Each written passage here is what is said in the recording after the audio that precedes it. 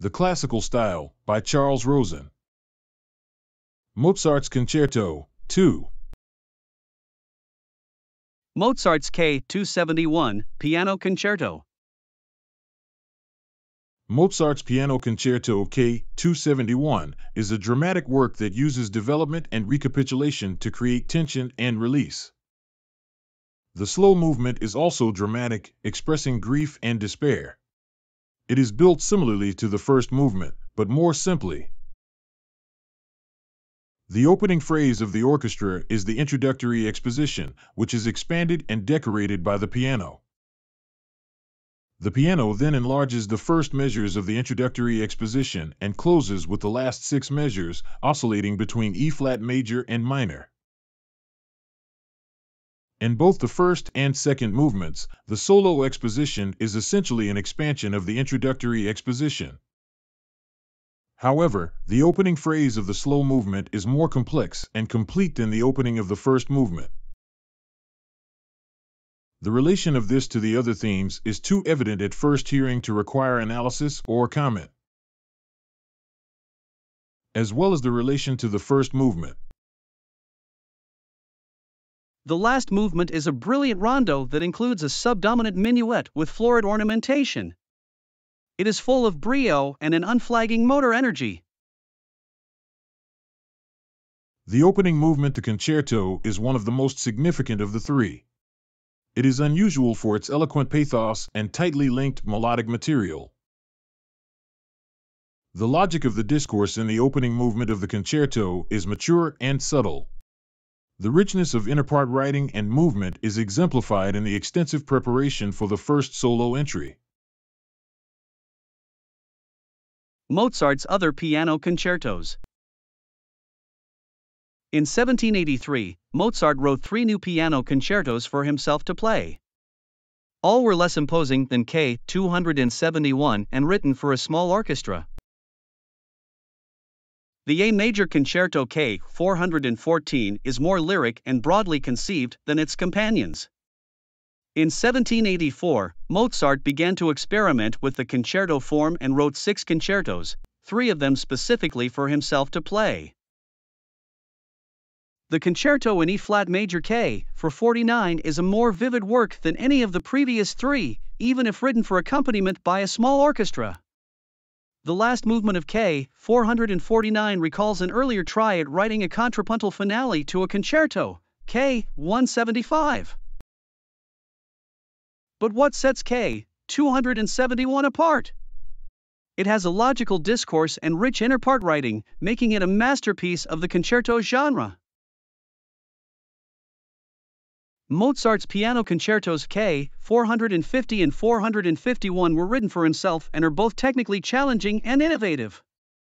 K450 is the first to use the winds to their full potential, with a bold opening that proclaims Mozart's new venture. This initial theme, which falls into the form, is the model for all the principal themes of this movement. K450 is a technically challenging and innovative work that uses the winds to their full potential. K451 is a more conventional work, but it is still impressive in its brilliance and proportions. Piano Concerto K453. K453 is a graceful and colorful work with an innovative first movement ritornello that stays in the tonic but has a restless and harmonically unstable second theme. The harmonic plan of K453 is also remarkable. A surprise descent to the flat submediant marks the climax of the opening ritornello. The opening of the development, now descending from the dominant,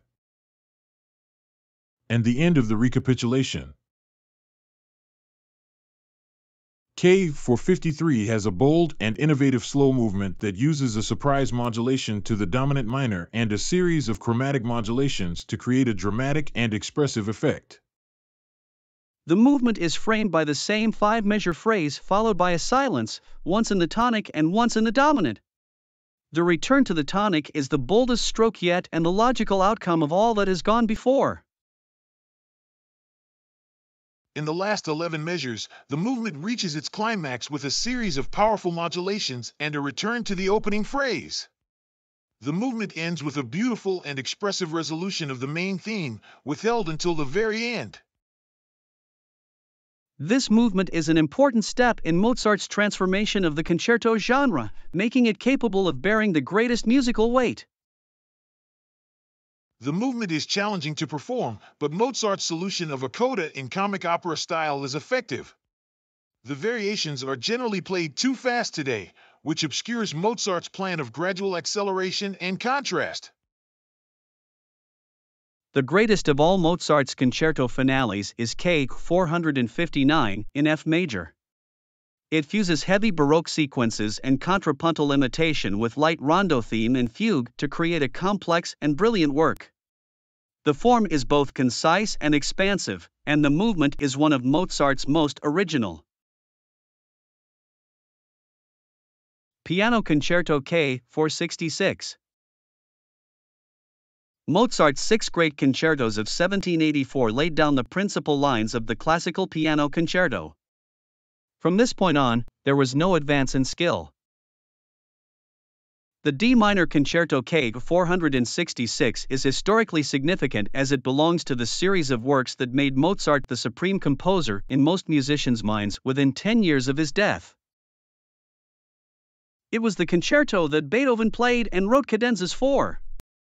It represents the Mozart who was considered the greatest of Romantic composers. K. 466 is one of the fullest realizations of that aspect of Mozart which the 19th century quite rightly named demonic. It transcends its own excellences. K. 466 shows an important advance in purely musical skill, particularly in the art of sustaining an increase in rhythmic motion. This can be seen in the first important climax work that concerns both the soloist nature and the orchestra form, where the juggling with rhythmic counters and the orchestra never interchange their characteristic phrases without rewriting and reshaping them. Yet the material of the concerto is remarkably homogeneous.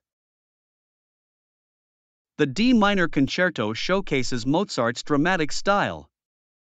Thematic relations and parallel thirds dominate the sound. Mozart's ability to work with large masses of sound is evident in the C major concerto. The opening tutti is continuous and massive, showcasing his orchestral grandeur. K. 466 has a particularly rich and inventive piano part with new kinds of keyboard figuration. The movement also has a strong feeling for tonal areas and their stability, with the modulation to the dominant heavily reinforced by quickly turning to the dominant minor. The opening theme reappears and the subdominant in the recapitulation, a means of resolution that Mozart uses frequently. K. 466 has a grand and spacious development section that is entirely based on subsidiary material and climaxes in the tonic minor. The Andante is an aria with muted strings and a pizzicato bass, featuring long-breathed cantilenas of the greatest poignance. The form of the movement is difficult to describe, but it is a testament to Mozart's freedom and sensitivity to the emotional power of a structure. The movement features a quickening of the large rhythmic pattern from 3-measure phrases to 2-measure phrases, followed by a 5-measure phrase that falls into units of single measures. This creates a sense of forward motion and animation, while the greater length of the 5-measure phrase provides a counterbalance and transition to the final symmetry. The movement as a whole gives the impression of improvised song and formal design.